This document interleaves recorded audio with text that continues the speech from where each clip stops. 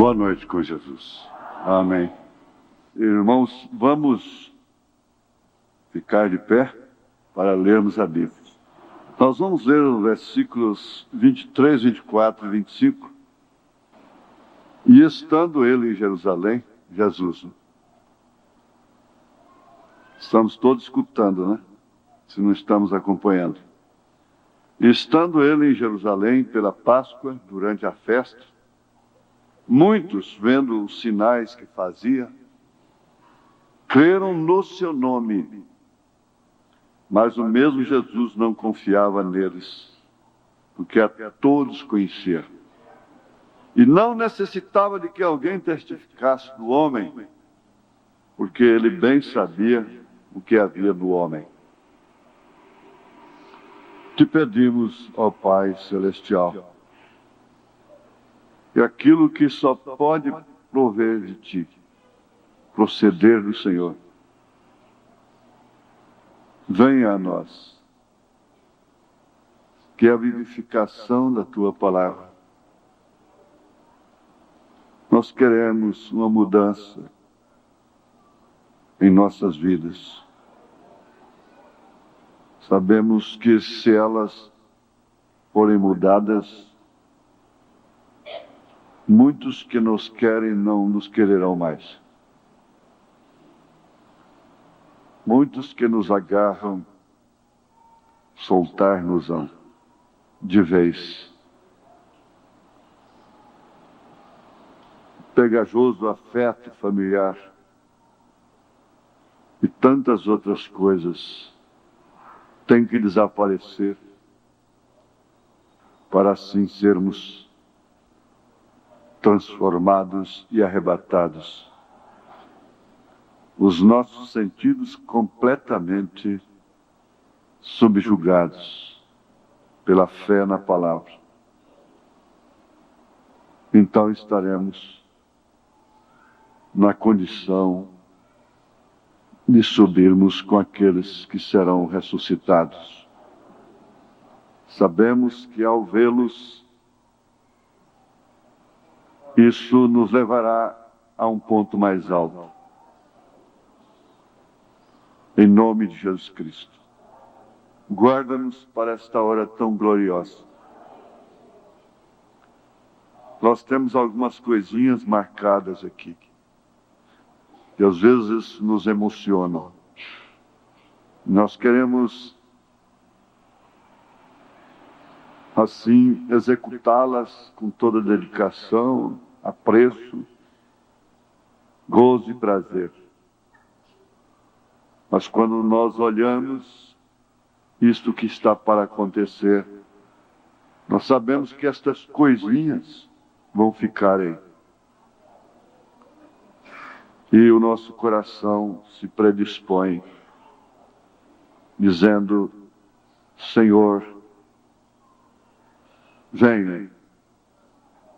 Essas coisinhas vão ficar. Te pedimos que o Senhor cure os doentes, os aflitos e necessitados. Ouça as súplicas de acordo com a necessidade de cada um. É em nome de Jesus Cristo que nós suplicamos estas bênçãos. Amém, Senhor. Amém. Assentai-vos. Então, nós manifestamos a qualidade de filhos exatamente quando somos corrigidos, disciplinados. Isso está baseado em todas as Escrituras, fica muito claro em Hebreus capítulo 12.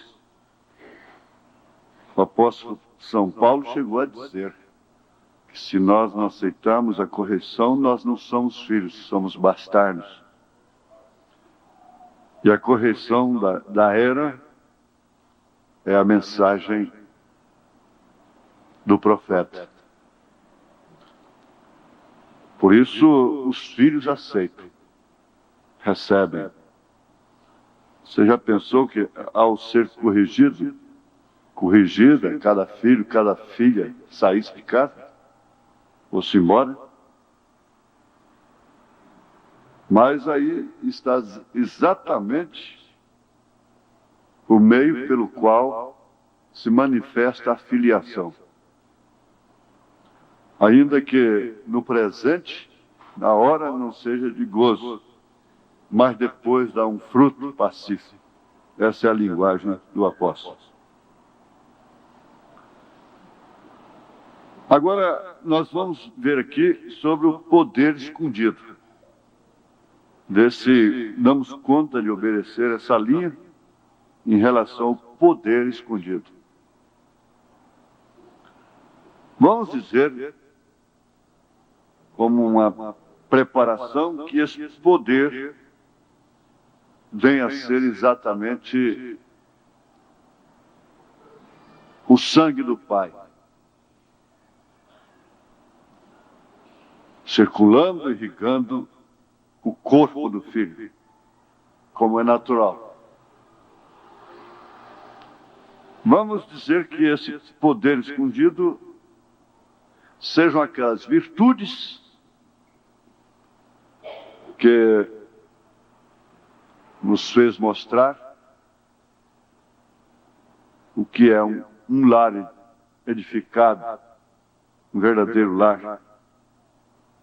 Sexta-feira passada. E que são manifestas exatamente na hora em que aquilo é exigido. Na hora em que a pessoa está sofrendo o impacto que exige aquilo. Exige a temperança, exige a paciência, exige a piedade, exige o amor fraternal, exige a fé, a temperança. Porque exatamente através disto, dos impactos, dos testes, das provas, é que nós mostramos a nossa qualidade, o que realmente está escondido dentro de nós. Depois que se casa, é que vai se conhecer realmente.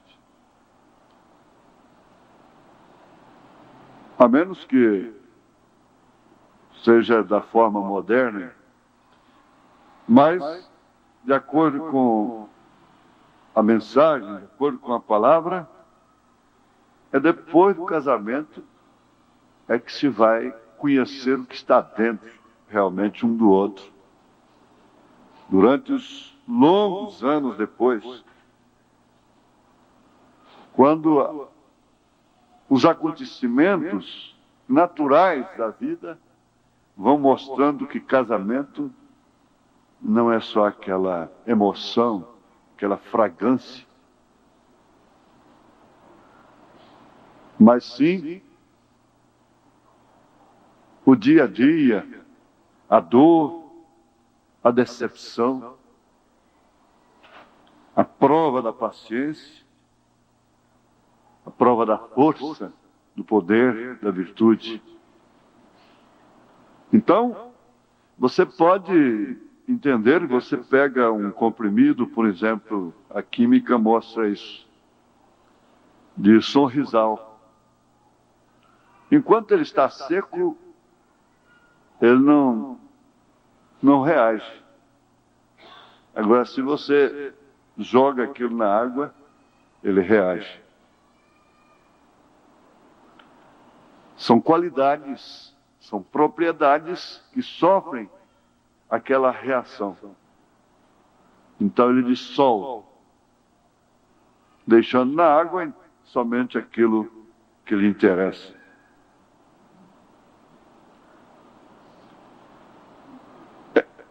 Seu comportamento está aqui anotado e baseado na mensagem do irmão Branham e no dia a dia. Seu comportamento pode impedir toda a sua felicidade. Pode impedir a felicidade de seus queridos. Pode impedir a cura da sua esposa, pode impedir a cura do seu marido, pode impedir a cura de seu filho, seu ente querido.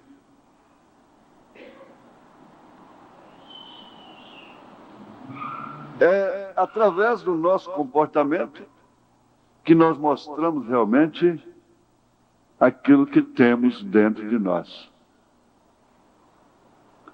Nos negócios, no trabalho, como patrão, como empregado, como dona de casa, como marido, como esposa, como pai, como filho, e assim por diante. Nós estamos enfrentando a cada momento testes da nossa própria existência. Isso é verdade. E é por isso que nós vamos indo, deixando devagar a terra. Porque o homem não morre o dia que seu corpo tomba, a menos que seja uma coisa inesperada, mas ele já estava morrendo. Suas células vão enfraquecendo. Ele começa a morrer aos 25 anos de idade. Isso quando se trata de uma vida normal, saudável. A pessoa começa a morrer aos 25 anos de idade. A contagem regressiva começa o dia que a pessoa é concebida lá no ventre. Mas, fisicamente falando, biologicamente falando, é tanto assim que determinados alimentos resolveriam muito dentro de uma faixa etária da idade da pessoa. Como, por exemplo, dos 0 anos até os 6 anos de idade. Para formar realmente a estrutura óssea adequada, o cálcio, a vitamina D e outros valores que compõem esse corpo humano. E na carência disso, já cresce aquela moça debilitada, aquela mulher debilitada, aquele homem faltando aquilo. Não importa depois o quanto ele coma daquilo. Não está no alicerce, não está na estrutura. Isso ajuda apenas depois. Mas até é reconhecido. Eles não podem, é claro, são coisas que a gente entende, mas não pode fazer nada. Até o próprio leite. O leite do gado, da vaca, é para nutrir um bezerro, formar uma estrutura óssea para 600 quilos, 400 quilos, 800 quilos, às vezes até 1000 quilos. Agora o leite da cabra já é para formar uma estrutura óssea de mais ou menos o peso do homem. Então, por que eles tomavam leite de cabra lá no Oriente? Por que que Labão, Jacó, trabalhou tanto com cabras? O leite da cabra. Em tudo há ciência. Deus não explica, mas ela está ali. O conhecimento dele previu tudo para formar uma estrutura. Sabendo o que está lá dentro. Você não sabe o que está dentro de você. Outro dia mesmo eu soube de um homem que bebia um litro de uísque por dia. De primeira qualidade. E ele criticou Umas pessoas, um casal, por estar tomando remédio amargo para estômago, para fígado. Mas logo em seguida, parece a semana seguinte, ele teve que ser levado ao médico. Ele se garbou ali: eu tomo 1 litro de uísque por dia. E eu nunca tomo um Sorrisal, eu nunca preciso dessas coisas, eu nunca sinto mal no estômago, nunca tive nada disso. E ele teve que ser levado ao médico. Qual não foi a sua surpresa? Estava com um enorme câncer no estômago, que o matou logo em seguida. Ele não sabia que estava aquilo dentro dele. Você te vê no espelho, você vê aquela pessoa de boa aparência, mas não sabe como vão as coisas lá por dentro. Não conhece realmente a estrutura emocional. Se realmente ali está uma natureza que vai combinar com a sua, para viver, compartilhar da vida, em todos os sentidos, durante 30, 40, 50 anos. Então, não se sabe o que está dentro. Os testes vão surgindo para que as pessoas mostrem suas cores.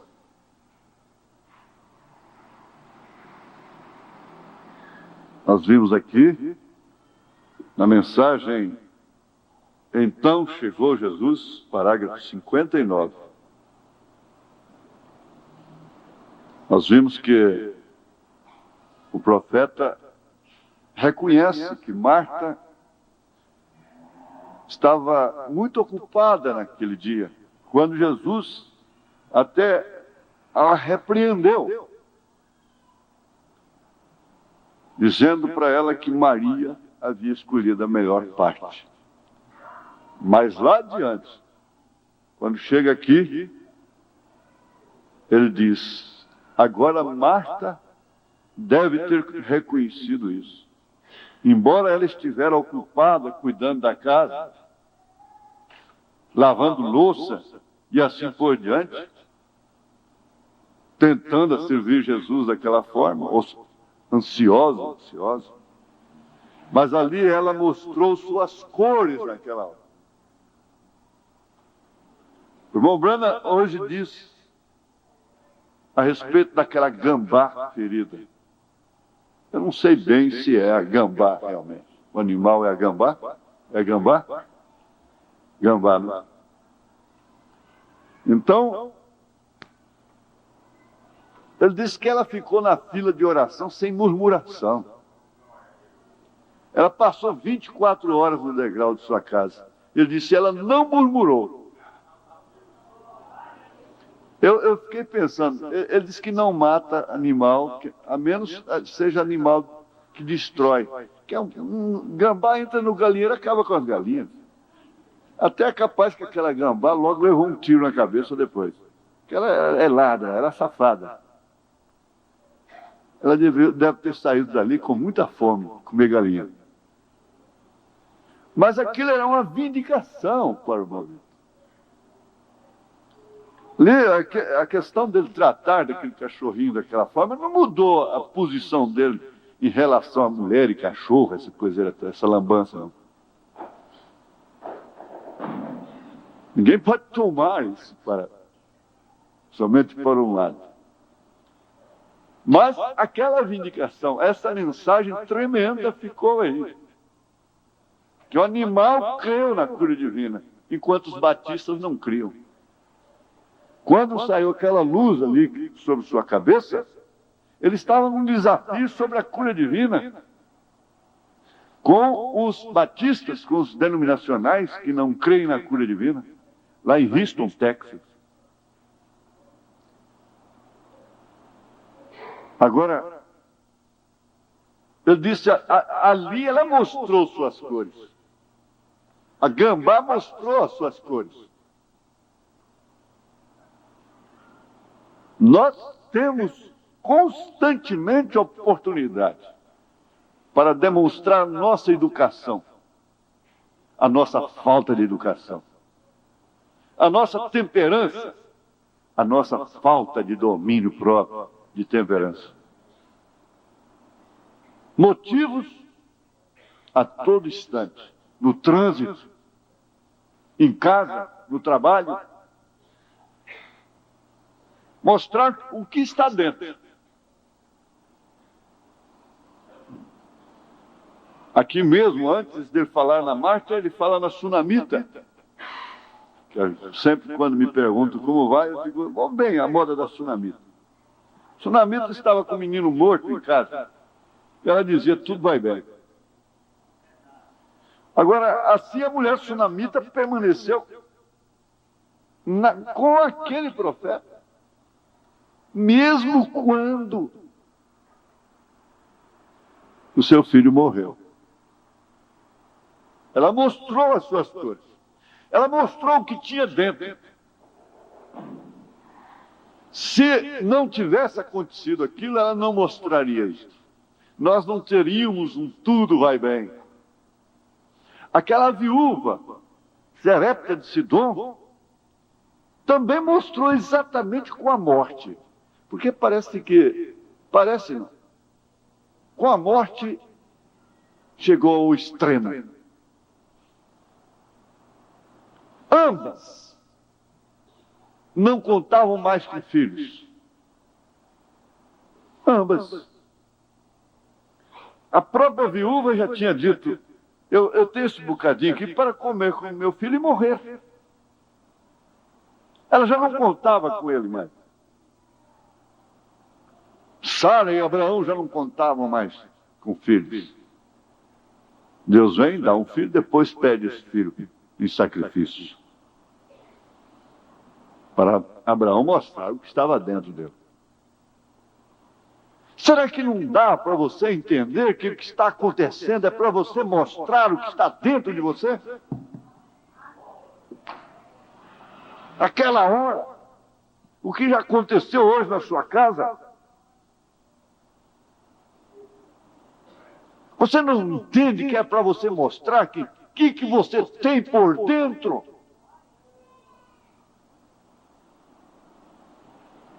Você não é um depósito de graça. Graça é favor imerecido. Pedro disse, eu não tenho ouro nem prata. Mas aquilo que eu tenho, ou aquilo que nós temos, ou que eu tenho, isso te dou. Isso eu te dou. Você não está vendo nada aqui, não é? Eu não tenho ouro, eu não tenho prata. Mas o que eu tenho, eu te dou. Em nome de Jesus, levanta-te e anda. Ninguém dava nada.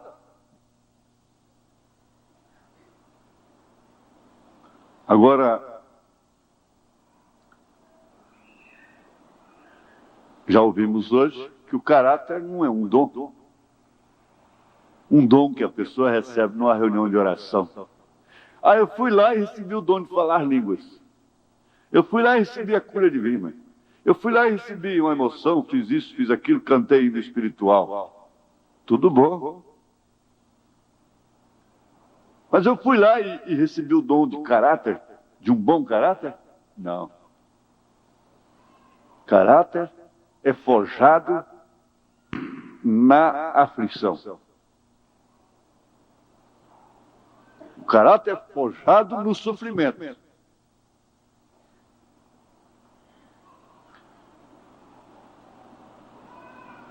É sofrendo injustiças.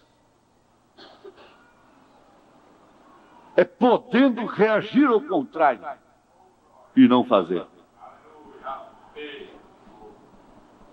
É podendo matar e não mata.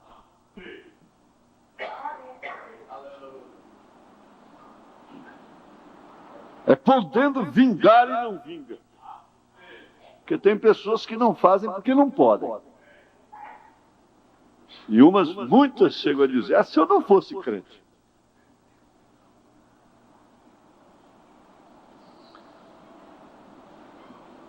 Aqui na mensagem O Sonho Certo, parágrafo 32. Deixa eu ver. Não é 32.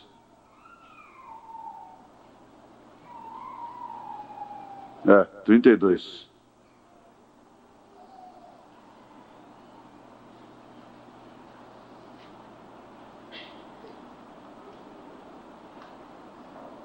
Vamos ver primeiro 26. Parágrafo 26.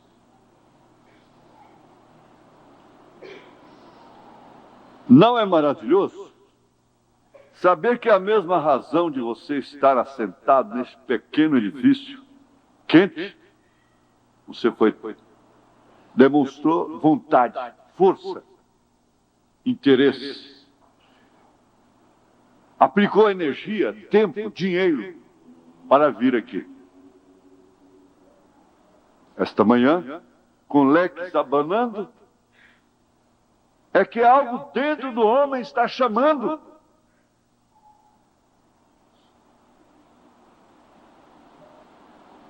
Um dos segredos, vocês evangelistas, guardem isso. Um dos segredos mais profundos dos 7 trovões está nesse fundo que clama ao fundo. A mensagem, o fundo clama ao fundo, é uma das séries especiais dos 7 trovões. Que eles estão aí esperando, tem linha dentro da mensagem, aguardando o irmão Branham ressuscitar para pregar o segredo dos 7 trovões.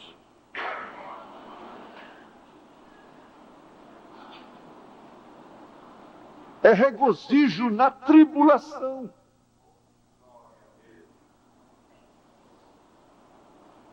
Então é algo dentro do homem que está chamando. É você ter como privilégio, como honra, poder entrar na casa de Deus, poder servir como diácono, quando São Paulo disse que aquele que alcança uma posição dessa é mais do que ser ministro de Estado.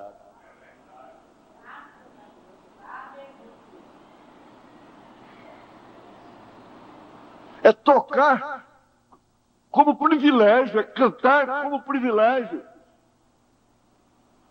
é pregar como privilégio. Ninguém toma esta honra para si, a não ser chamado, se não for chamado como Arão foi chamado por Deus. Então há algo dentro do homem que está chamando. Um poder escondido que o mundo não conhece nada a respeito, que o impulsiona, que o dirige a uma fonte.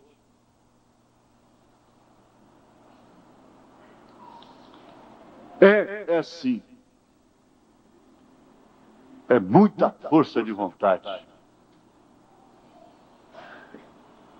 Sair lá do outro lado da cidade, que não é pequena.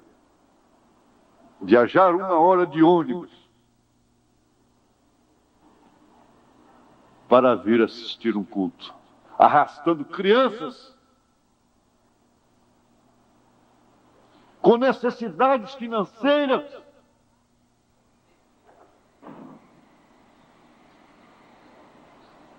enquanto outros se dão o luxo de dizerem para Deus: bom, hoje eu vou fazer um favorzinho para o senhor, hoje eu vou na igreja. Só ligar a chave do carro,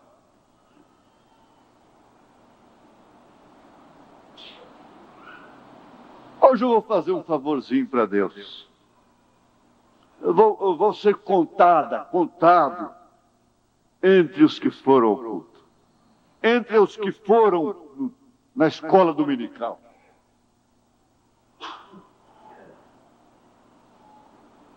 O profeta diz: somente aqueles que têm sido participantes disso sabem o que é isso. Se não há um fundo clamando por uma coisa correta, por ouvir a palavra de Deus, há um fundo clamando por outra coisa. Sabe, nunca mais haverá avivamento. Não. Há ajuntamentos, há emoções, mas reavivamento, avivamento, não. Não se lê mais como deveria ler. Não se ora mais como deveria orar. Mas a carne está sempre avivada.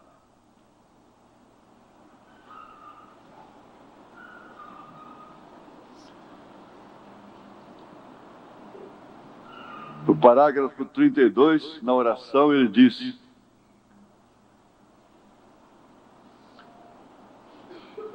Nosso Pai Celestial, nós te agradecemos neste exato momento, no nome de Jesus, teu amado Filho, que tudo que Ele tem feito por nós, ou por tudo que Ele tem feito por nós, e perdoando-nos de nossos pecados.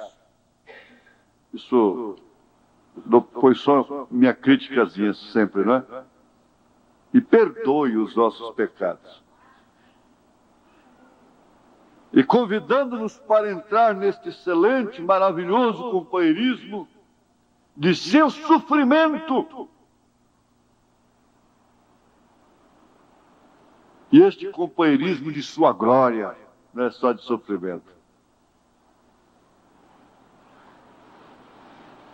Companheirismo de sofrimento. Me vem aqui o que João disse.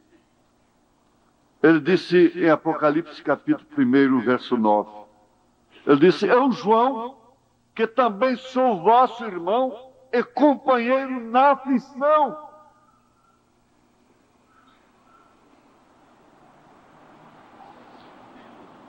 Companheiro no sofrimento. Se com ele sofremos, com ele reinaremos. Então não ficou só na aflição, é no reino e paciência de Jesus Cristo.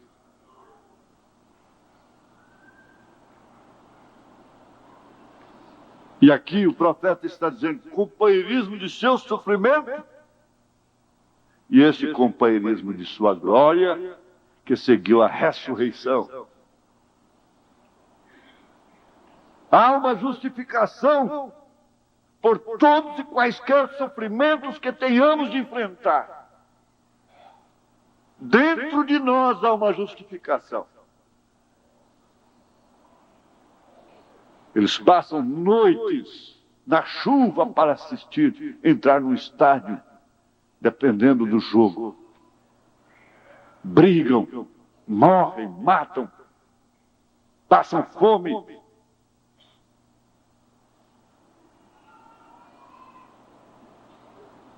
Para obter um resultado de quê? Ganharam a casa própria, arrumar os dentes, cuidar da saúde?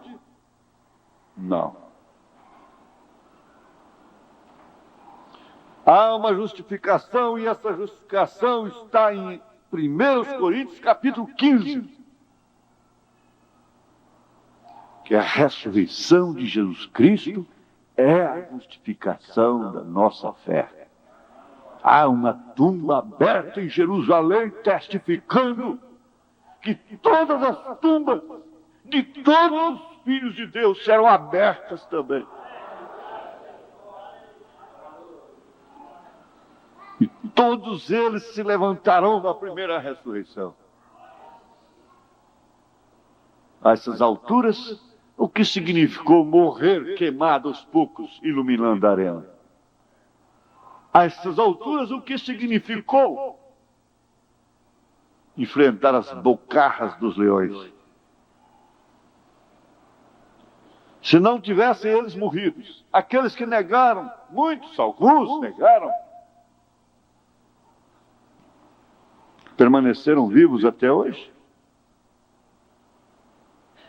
Evitaram a morte, por acaso? A morte não tem muita diferença.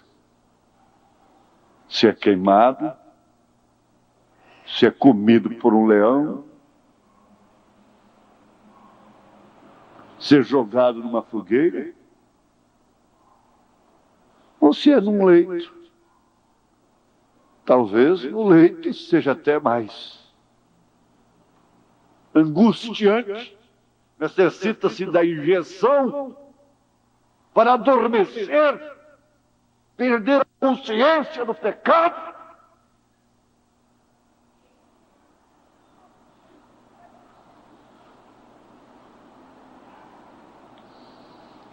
Assegure a bênção sua agora. Essa justificação testifica dentro de você que você está no companheirismo do sofrimento de Cristo, como João acaba de dizer em Apocalipse, capítulo 1, verso 9. Companheirismo de seu sofrimento, mas também de sua glória, seguida de sua ressurreição. Sua ressurreição. Não há nenhum Deus que tenha morrido e ressuscitado. Centenas de deuses se levantaram. Todos morreram e nenhum ressuscitou. Mas um Deus, o Deus, o Emanuel, expirou lá no Calvário. Mas depois de 3 dias, a pedra foi removida. E não encontraram o seu corpo lá dentro. Ele não estava lá entre os mortos. Cumprindo assim a palavra do Senhor.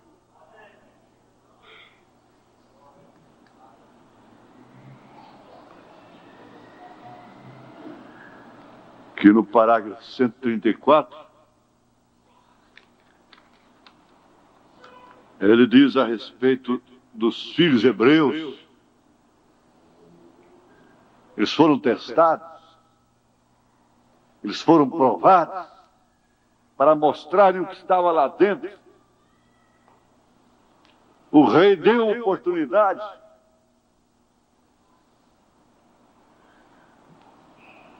Mas eles... O profeta diz no parágrafo 133, os filhos hebreus disseram: nós não nos inclinaremos aos seus deuses, nós não adoraremos as suas velhas religiões formais. Deus é capaz de nos libertar, porém, se Ele não o fizer, estamos dispostos a morrer. Morrer. Morrer, sim. De qualquer maneira vou morrer. Agora, Policarpo, com 86 anos, ele olhou para si, gente. Uma pessoa disse para o irmão Branham assim, ousadamente: todo ministro encontra as pessoas corajosas, ousadas, que eles desacatam. Até a mocinha desacatou o irmão Branham. Diz para ele assim: olha, você vive implicando com esse negócio de roupa de mulher aí, sabe por quê? Porque você já está velho. Você não interessa mais por isso. Em outras palavras, ele disse: não, quando eu era de sua idade, 20 e poucos anos, eu já pensava assim, pregava isso. Eu já pensava assim, eu pregava isso.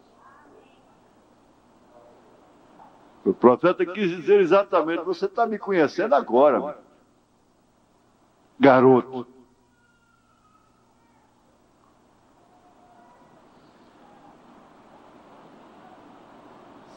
Para a fornalha ardente. E sabe o que aconteceu? Quando eles tomaram Deus em sua palavra e entraram na fornalha ardente, aquele poder escondido surgiu. manifestou.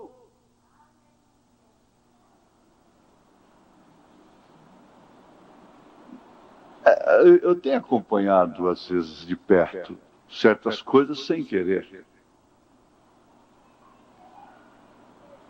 Mas você entende, você compreende, você até pode ver. Quando uma mulher vem à igreja, simplesmente porque o marido vem. Nós já tivemos, inclusive, um diácono que assim que faleceu, sua esposa não veio mais na igreja, e eu a vejo vestida de calça esporte, cabelo cortado, toda rebocada, velha, acabada e mundana.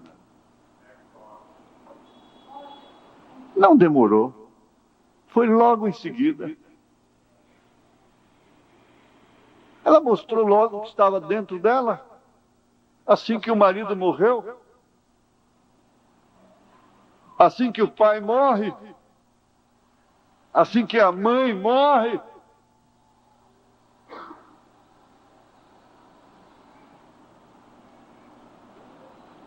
Por isso, Deus vê tudo, Ele sabe o que está dentro do homem, e não necessitava de que alguém testificasse do homem, porque Ele bem sabia o que havia no homem, o que há no homem.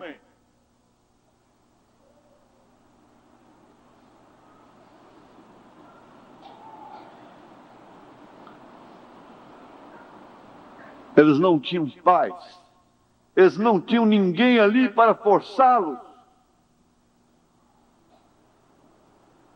Eles eram 3 jovens, unidos, na mesma fé. Você diga com quem você anda. Conforme a companhia da pessoa, você já sabe quem é aquela pessoa. Não tenha dúvida disso.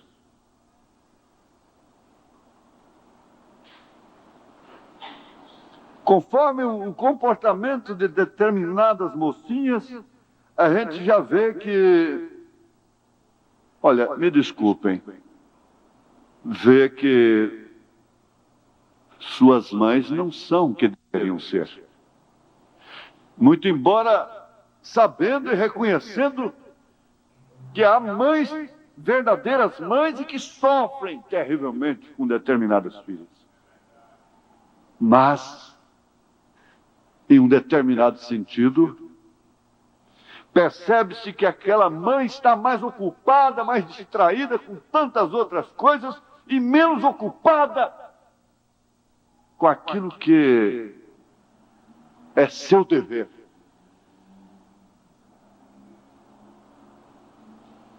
Isso é uma coisa que deveria ser encarado à luz da verdade.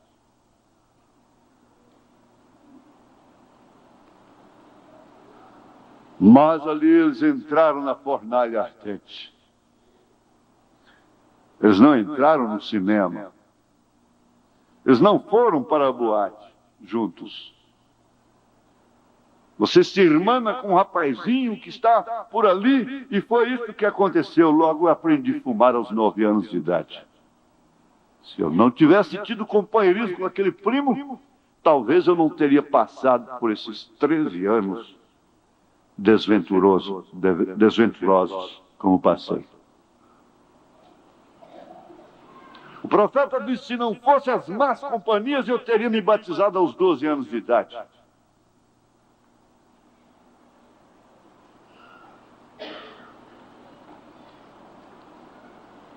Dizem: diga com quem tu andas, que eu sei quem tu és. E ele disse: me mostra a qualidade de literatura que você lê. As pessoas com as quais você convive, anda, mantém amizade. Me mostra. Deixe-me ver a qualidade de coisa que você está vendo. Isso para não falar em TV. E eu direi a qualidade de espírito que você tem. E ele incluiu a música também. Deixa-me ver a qualidade de música que você gosta. Eles entraram na fornalha ardente porque aquele poder escondido surgiu. Não era apenas uma coisa mental, intelectual. Não era um arrazoamento que eles tinham.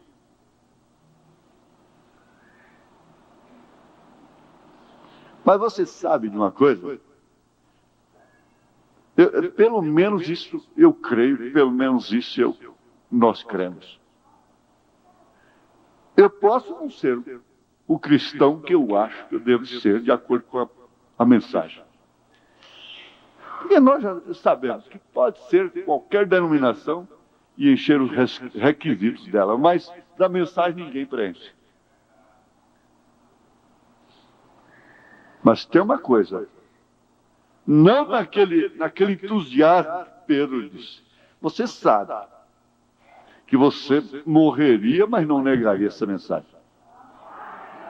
A gente tem até vontade, tem hora que dá vontade que houvesse uma inquisição. E dizer, você nega essa mensagem, ou então puxa-se o gatilho. Puxa logo, faça essa caridade.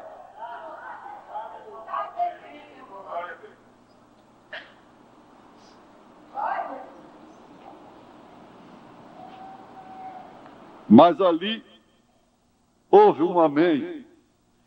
Houve um amém no céu. Houve um silêncio. Em seguida. E os anjos ficaram incomodados. Gabriel, o anjo desgostoso do dilúvio, o que chamou a água, queria apagar a fogueira e inundar toda a Babilônia.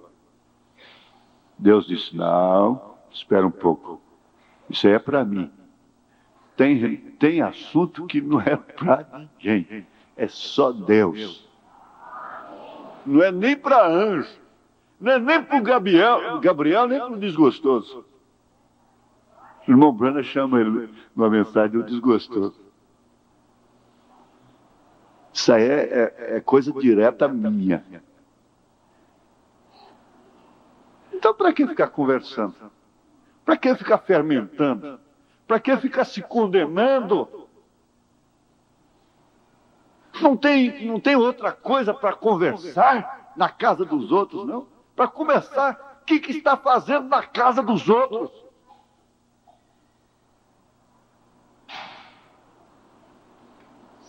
Paulo chamou essas mulheres de paloureiras. Não se sabe o que vai acontecer, o que se vai falar naquela visita. O que vai ouvir, o que vai falar. É custoso. É uma questão de princípio. É uma questão de educação. É uma questão de ocupação. É uma questão de posto de ver. É uma questão de mostrar o que está dentro. É uma questão de caráter.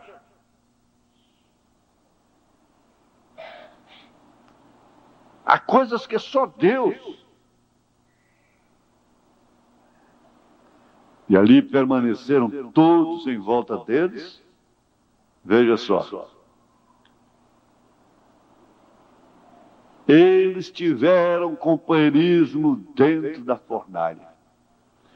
Um semelhante ao Filho de Deus se achava entre eles, abanando a brisa do calor. E tendo companheirismo no meio da maior dificuldade que eles já passaram. Esses companheiros, que na hora da adversidade fugiram, se eles estivessem lá no deserto, eles teriam feito a mesma coisa. Estes sim são covardes. E cada homem ou mulher que nasceu do Espírito de Deus, quando a hora chega, toma a decisão de ficar do lado de Deus sem nenhuma incerteza. No meio da angústia você terá companheirismo. sem nenhuma incerteza, no meio da angústia, da contradição. Eles jogaram Daniel na cova dos leões. Deus não os impediu. Mas eu gosto de ver a experiência do irmão Branham.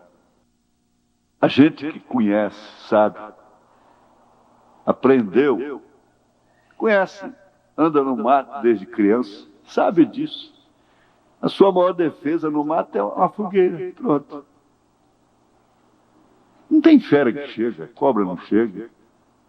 Acendeu uma fogueira, acabou. Pode dormir ali perto, tranquilo.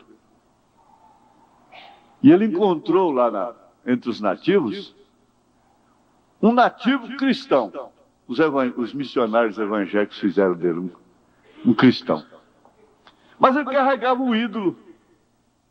Quando aparecia o leão, ele acendia uma fogueira e botava o ídolo lá perto. Então o leão recuava. Já carregava a sua binguinha, naturalmente, para acender a fogueira. O irmão Branham chegou e disse: não, joga esse ídolo fora. Isso é a fogueira. Não é o ídolo. É a fogueira. É o fogo que eles respeitam. Não é o ídolo. Sim. É sim. É o fogo que eles respeitam. Jogou o ídolo fora. Na próxima vez, tremeu que sua vara verde, de certo. Acendeu a fogueira, de repente o bicho recuou e disse: irmão Branham tinha razão. Tá certo. Não era aquele ídolo mesmo. É o fogo. É o fogo que protege a gente. Ali estava um evangelista. Do fogo. Não precisa de ídolos. Agora o profeta diz assim, que Daniel entrou sem nenhuma incerteza. Deus é capaz de me libertar, de me livrar daqueles leões. Não adianta. Daniel morreu mais tarde. Irmão Branham morreu mais tarde. Tantas vezes que o diabo tentou matar irmão Branham. Atiradores de elite comunistas com infla vermelho que atira de noite, apontados nas costas dele, na cabeça dele, e não puderam matá-lo. Comandante de avião dizer assim: temos combustível apenas para 15 minutos de voo e não sabemos onde estamos. O rifle explodir contra o seu rosto jogaria a sua cabeça umas 30 jardas para trás.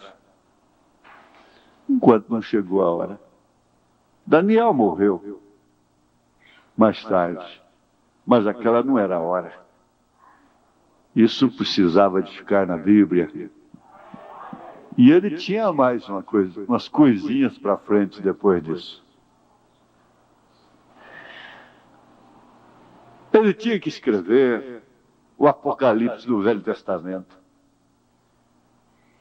Porém, o jogaram na fornalha ardente. E eu creio que quando os leões começaram a se aproximar dali, foi na cova, né? Olharam para ele, eis que um halo de fogo se achava em volta de Daniel. Você diz isso é inferência bíblica, inferência.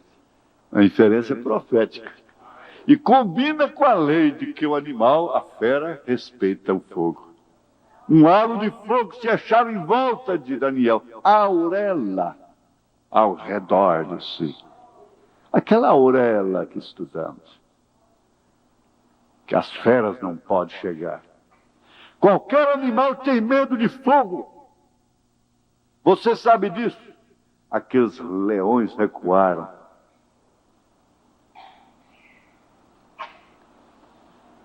O que foi isso?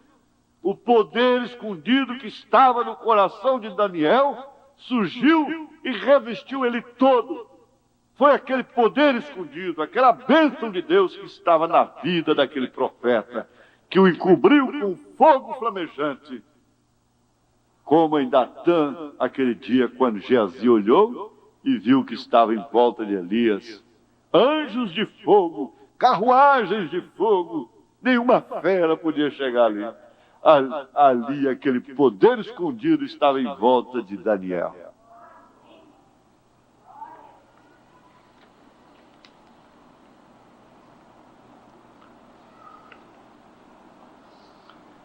Raabe mostrou o que estava dentro dela. Veja só, você conhece a história de Raabe.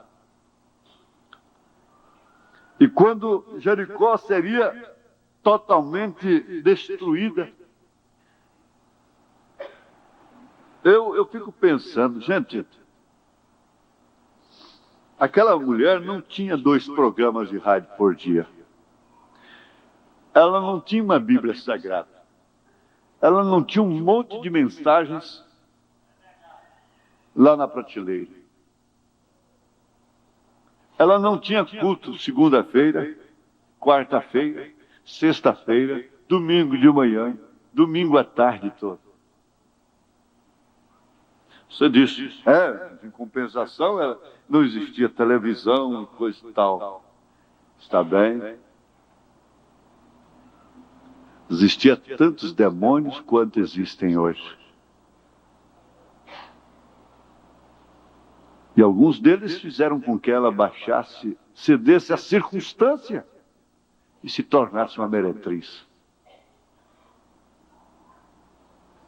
Mas lá dentro dela tinha uma semente, uma coisa escondida. Todos os homens que estiveram com ela não perceberam esta coisa. Por muitos anos, até saber notícia que vinha vindo lá um povo vencedor, um povo que vinha massacrando os inimigos. Ela podia pensar assim, esse povo vai quebrar a cara quando chegar aqui, porque eu bem conheço os soldados daqui. Moro em cima dessa fortaleza. Cidade cercada de muros.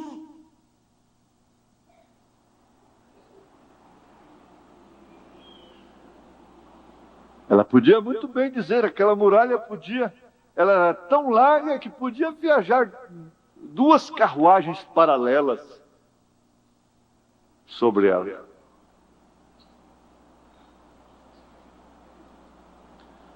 Mas lá dentro dela, tinha uma coisinha que o irmão Branham chama de fagulha. Tinha uma fagulha que diz para ela, esse povo é vencedor. E ela levou a abrigar os 2 espias. Lá dentro dela estava um poder de se tornar esposa de um general. Lá dentro dela está um decreto, aquele vaso de barro, um tesouro, um documento escrito.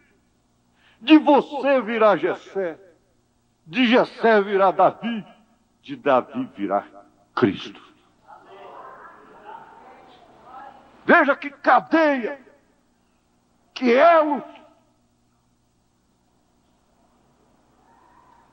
Isso é mais do que bonito. Isso não é simplesmente emocionante. Isso encoraja, meu irmão. Encoraja. Essa centelha, essa fagulha que está dentro de você. É uma coisinha pequenininha que dirige todo o barco. São Tiago disse, veja quão pequeno é o leme, aquilo que o condutor do navio, dirige uma grande nau. É uma coisa pequena que determina. Na hora sublime, porque a fé suprema, da graça suprema para a hora suprema, e vai chegar a hora suprema para cada um. Você, mocinha, vai ter que decidir ir ou ficar. Rebeca teve que decidir ir ou ficar.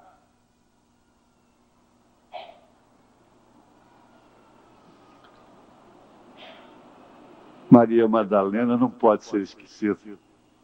Jesus disse que todas as vezes que o Evangelho fosse pregado, aquela ação, aquela atitude seria mencionada.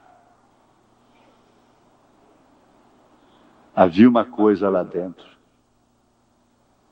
7 demônios no seu estado físico, dominando-a. Era a bela de Magdala, sedutora.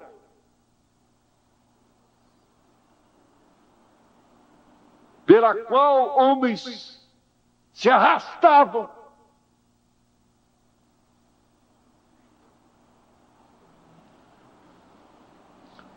Mas tudo era demonologia em estado físico. Lá dentro, envolvido por demônios, por 7 demônios, por uma carne de fragrância, olhos penetrantes,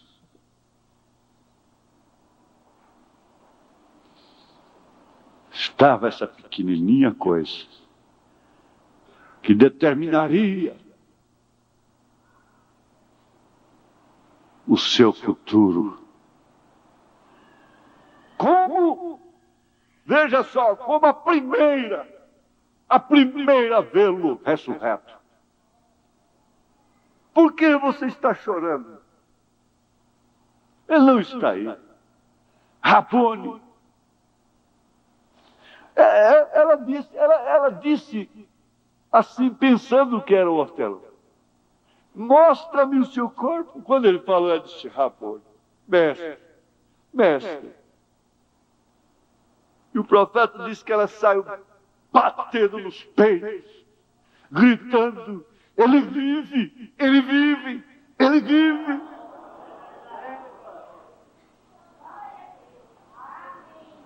Eu cheguei a ouvir de quem conviveu com ele, que ele disse que se Jesus fosse se casar aqui na terra, teria se casado com Maria Madalena.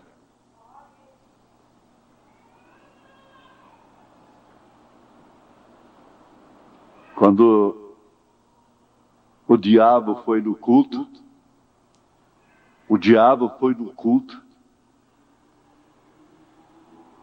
ele chegou lá no culto e viu a presença de Deus. E ele disse: olha, aquele Jó, ele é fiel porque ele tem gado, ele tem filhos, ele tem uma boa família, ele tem casa, ele tem muita prosperidade. Vai lá e tira tudo que ele tem. Ele foi lá e tirou tudo que ele tinha. Ah, mas ele ainda tem saúde. Vai e tira a saúde dele. Coloque o leproso. Você é próprio para isso. Mas não toque em sua vida. Não toque naquilo que está lá dentro. Você não pode tocar lá dentro. Você pode tirar, moer tudo que ele tem do lado de fora. Você pode picá-lo aos pedacinhos. Você pode feri-lo. Colocá-lo fedorento, nojento. Sua mulher vai ter nojo, vai provocar náuseas, vômitos nela, o seu cheiro. Mas você não pode tirar o que está lá dentro dele. Há um poder escondido dentro dele,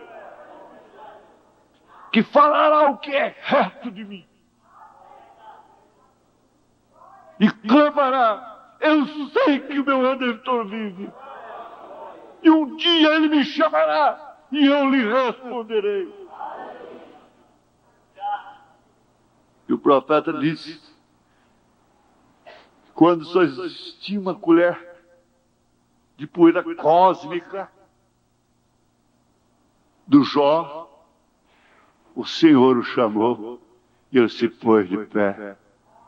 Ele lhe respondeu e tornou-se integrante da caravana que clamou no Salmo: abre as portas, abre, abre. Lá de dentro perguntou: quem é? Quem é o rei? Que rei é este? É o rei da glória! É o rei da glória! Eu venci, nós vencemos! Pelo que estava lá dentro.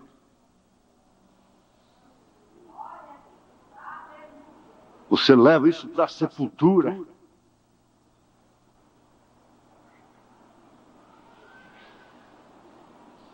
Irmão Brana mostrou isso, eu não canso. Quantas vezes couber eu vou dizer. Quando Deus fechou a cortina e não quis falar com ele, o diabo falou, e ele foi concordando, foi trabalhando com sentidos, com a coisa terrena, e ele foi concordando. Mas quando chegou lá, naquilo que estava lá dentro, aquilo que estava lá dentro saiu e disse... Quando eu vejo, eu já vi uns relógios desde criança, ainda existe. Quando sai um passarinho, quem já viu isso? Hã? Ele abre a portinha e sai um passarinho. Essa coisinha saiu lá de dentro, daqui igual aquele passarinho. Botou o biquinho do lado de fora e disse: Satanás, Deus deu, Deus tomou. Vai-te, filhinha. O valor estava naquilo. O poder estava naquilo. É aquela pequena voz que você tem.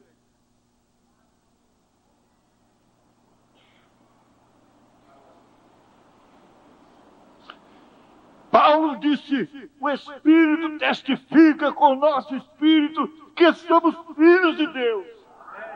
Há um recado lá dentro.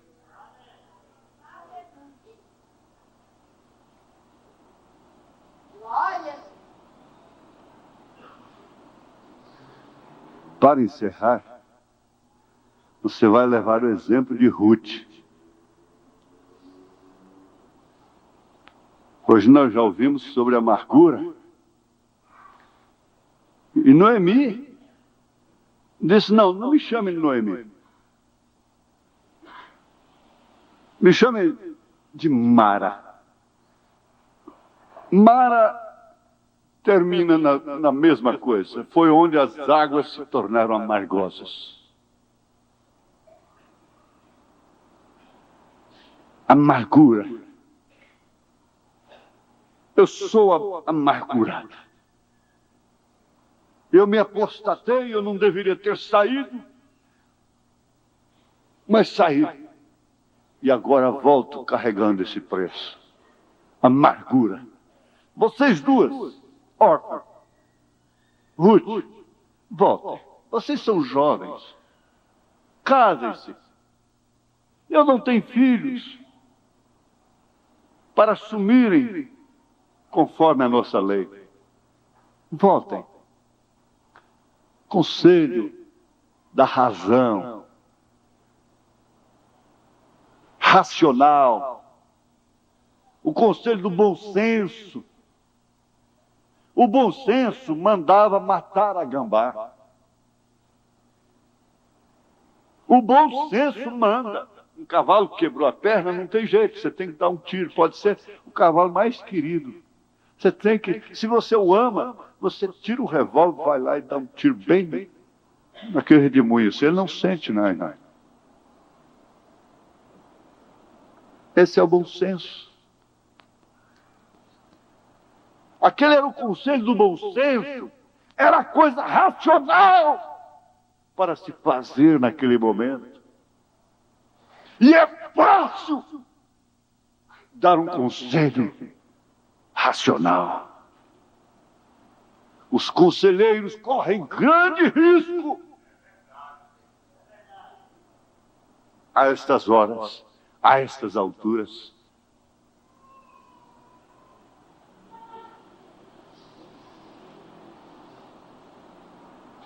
Minhas filhas, voltem. O que vocês esperam de mim? Vocês são novas. Eu não tenho filhos para cumprir a lei convosco.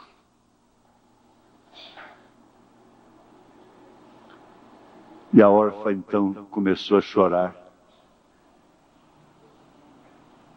Não tinha a coisinha lá dentro. Começou a chorar, a chorar. Amava demais. É minha segunda mãe. E amava demais. E abraçou, e chorou. Cobriu o seu rosto com o véu e voltou. Ruth já sabia o que dizer. Ficou de lado, olhando, esperando chegar a sua hora. E aquilo saltitava dentro dela. Aquela coisinha pulava lá dentro. Para decidir. Para optar. Eu quero falar logo a minha opção. Onde tu fores, irei eu também. Onde ficares eu fico, onde dormires eu durmo, onde comeres eu como, onde morreres eu morro, o teu povo é meu povo, o teu Deus é meu Deus. A coisinha falou, e quando ela decidiu, ela estava escolhendo ser esposa de Boaz. Foi ali que ela escolheu. Foi ali que ela determinou o seu destino.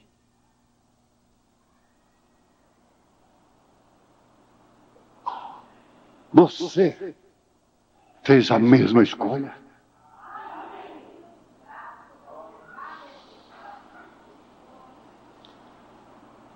Você quer testar alguém? Faça como Noemi fez. Libere.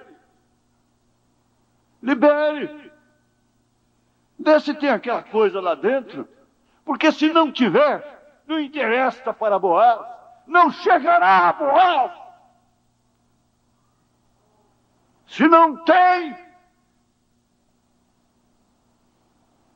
não tem. Simplesmente não tem.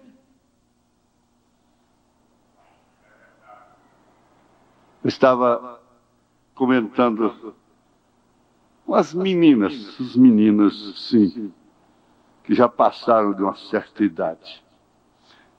Disse, olha, a maior burrice é determinadas moças ficarem invocadas com determinadas pessoas que nunca lhes fizeram promessa alguma na vida.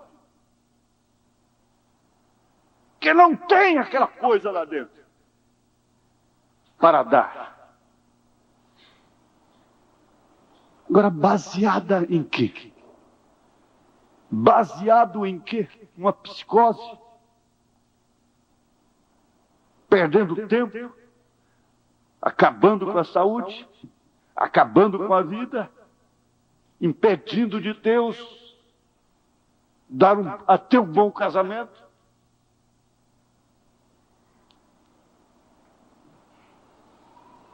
Não tem a coisa lá dentro.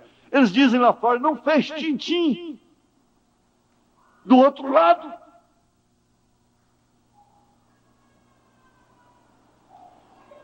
Jesus não tem psicose com a igreja.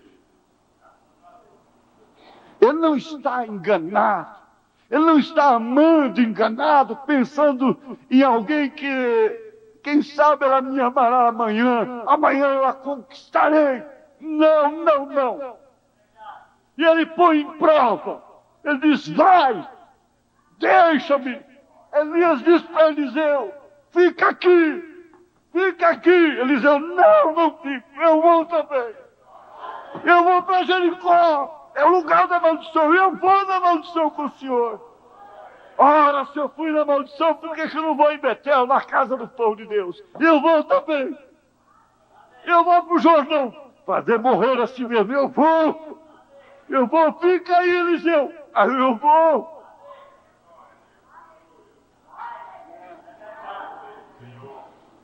Lá dentro. Se não for assim, não presta casar.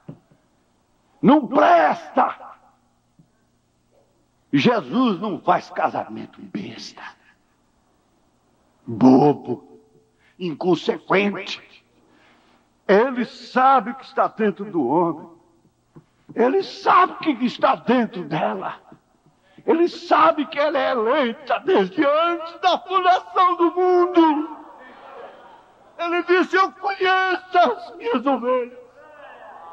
Eu as chamo pelo nome.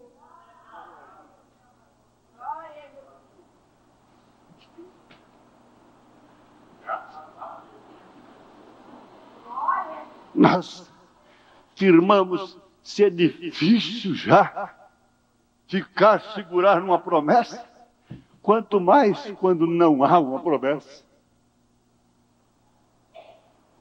Se permanecer numa promessa, precisa ser filho de Abraão. Por isso que nós não tratamos de fazer sectarismo, de manufaturar as pessoas para virem para aqui. Não. Se não forem reveladas, não venham não, que não. Vai ser pior para você.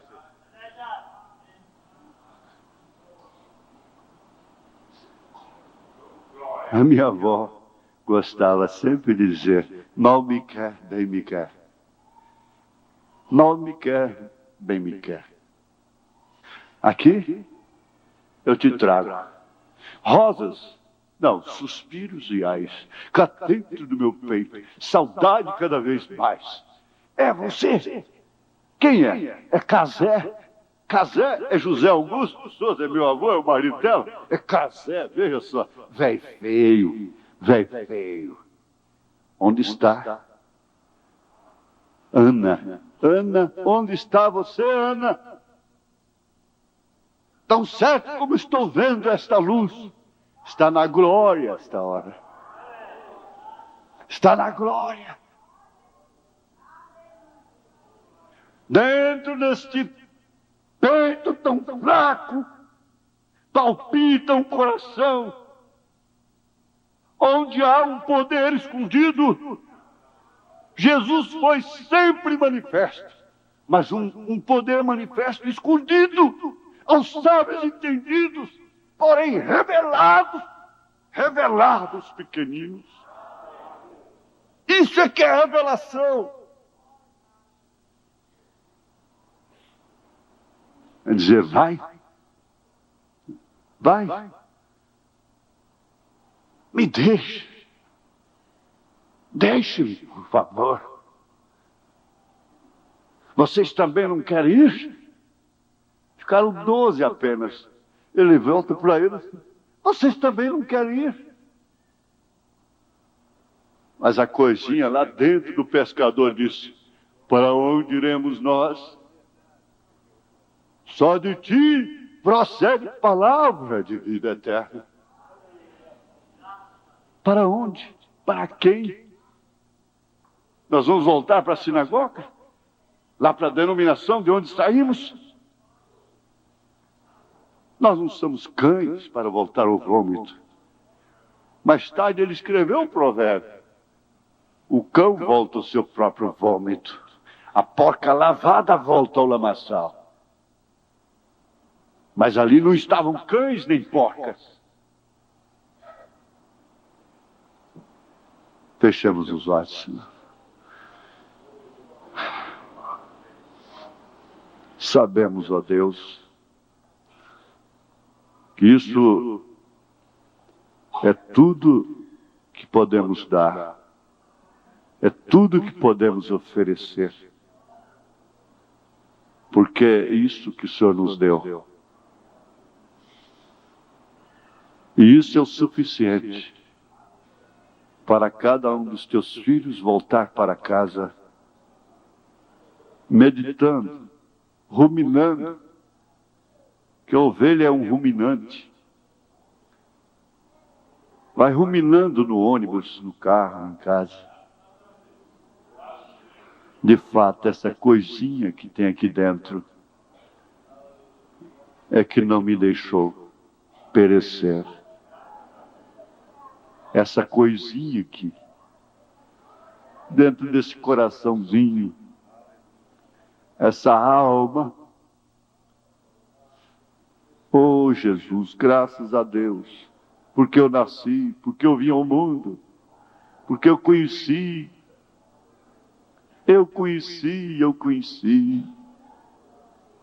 a Tua palavra, a Tua mensagem. Agora, Senhor, despede o Teu servo em paz, que os meus olhos já viram a Tua salvação.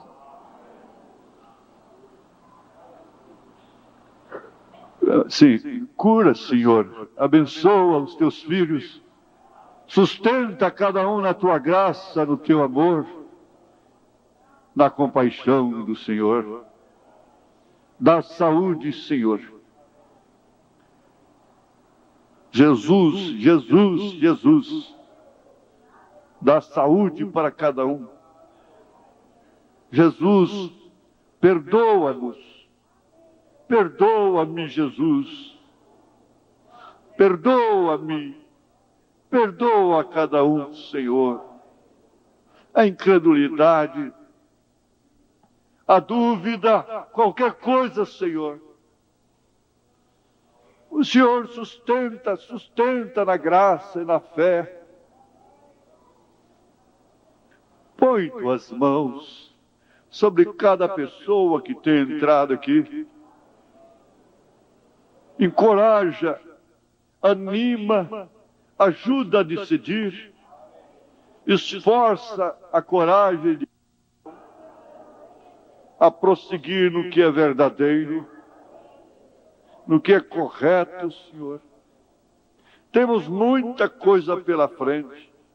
Temos de enfrentar leões, temos de enfrentar fogueiras, temos de enfrentar um deserto árido ainda, ou é a travessia do Jordão. O que é?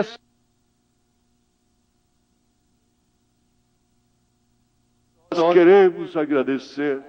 É por isso que saltita dentro de nós, que não deixa a lagartixa parar, o girino parar. É como um poço artesiano, não é a água estagnada, de murrinha, de reclamações, de murmuração, de queixas, de lamúria, mas é um poço artesiano, fluindo diariamente, ininterruptamente. Senhor, batiza com esse batismo da vida abundante, da vida regozijante, e cada um, Senhor, seja batizado com o Espírito Santo, em nome de Jesus Cristo, ó Pai.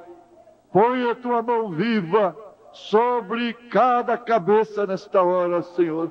Põe a Tua mão viva sobre cada corpo agora, Senhor.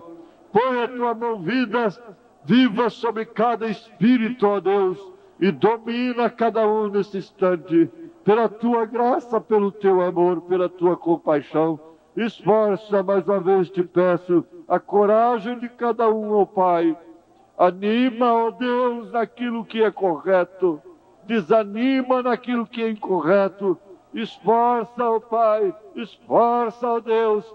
Esforça, ó Deus. Converte essa filha rebelde. Converte esse filho rebelde. Aquebranta o coração. Dá-nos força de vontade. Dá-nos, ó Deus, coragem para decidir. Esforça-nos, ó Pai, agora. Ó Deus, ouve a oração desta mãe. Ouve a oração desse pai.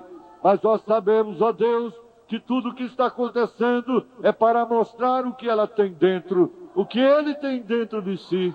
Em nome de Jesus Cristo, ó Deus, venha a palavra falada na casa desta viúva.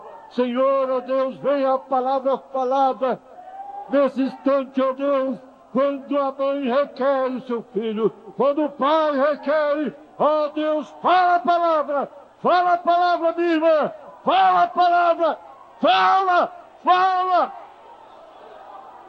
a palavra falada, em nome de Jesus Cristo, em nome do Senhor Jesus Cristo, fala a palavra falada, fala simplesmente, não clama não, fala a palavra, fala, eu requero, eu faço isso em nome do Senhor Jesus Cristo, eu te ordeno, demônio, enfermidade, que afaste de mim, que afaste dela, que afaste dele, em nome de Jesus Cristo, aleluias, amém, amém, amém.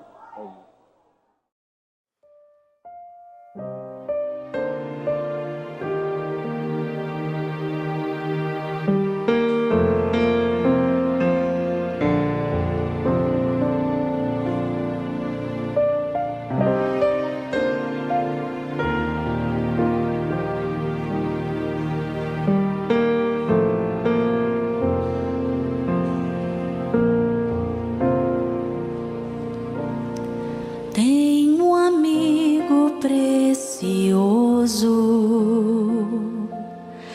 que por mim desceu do céu. Seu amor eterno e santo, sou inteiramente seu. Nele achei a minha vida, todo gozo dele é meu, pois andamos sempre juntos, Cristo meu Senhor e eu.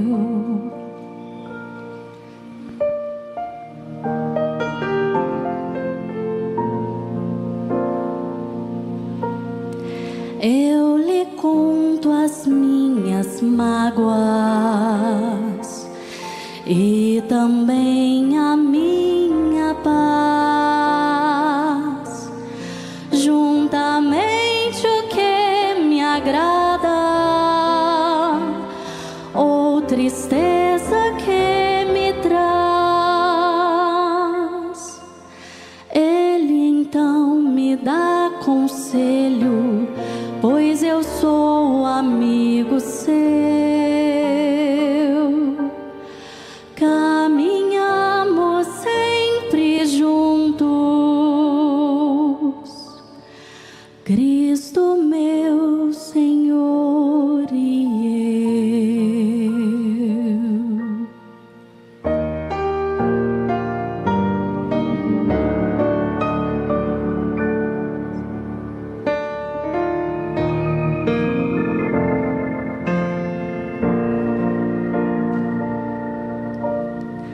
Bem conhece o que desejo,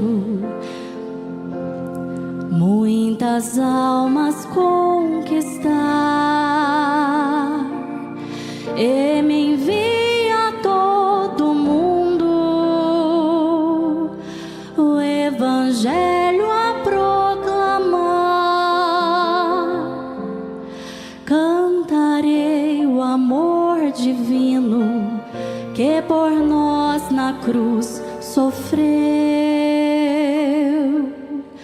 Andaremos sempre juntos,